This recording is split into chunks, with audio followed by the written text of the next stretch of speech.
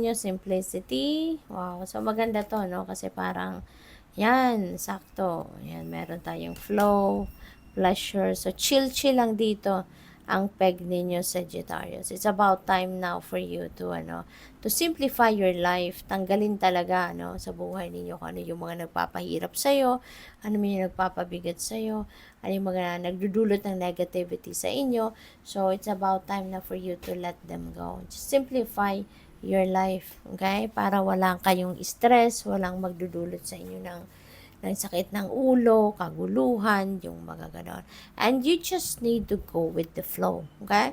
Just go with the flow with life, no, Sagittarius. Kailangan lang na sumabay kayo sa agos ng buhay.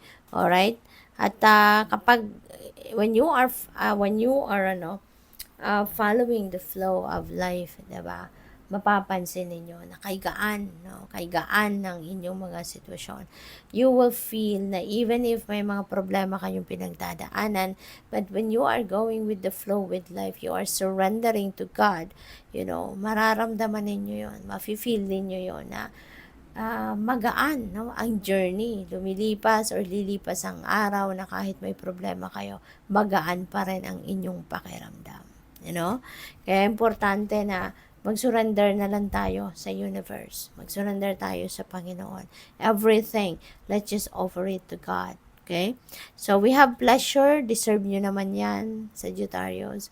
Give it to yourself. Enjoy what you can enjoy.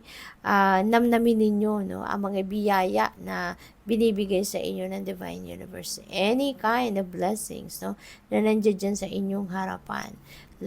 Try to acknowledge it, no? Pagpasalamat ninyo because biyaya yan galing sa universe. At of course, i-enjoy ninyo, no? You deserve it, diba? So, what else? Tignan natin kung ano pa mga mensahe sa'yo.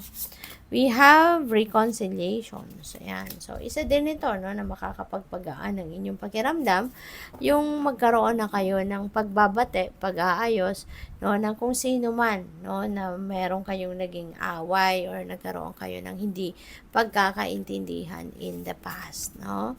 So, what else? We have number 11. We have deep, quiet meditation and stillness. Ayan. So, kailangan din ninyo ito, no? Kailangan natin ng balanse, always remember that. At kapag tao lang tayo, kaya kapag tayo'y pagod, kailangan na magpahinga din. Kailangan na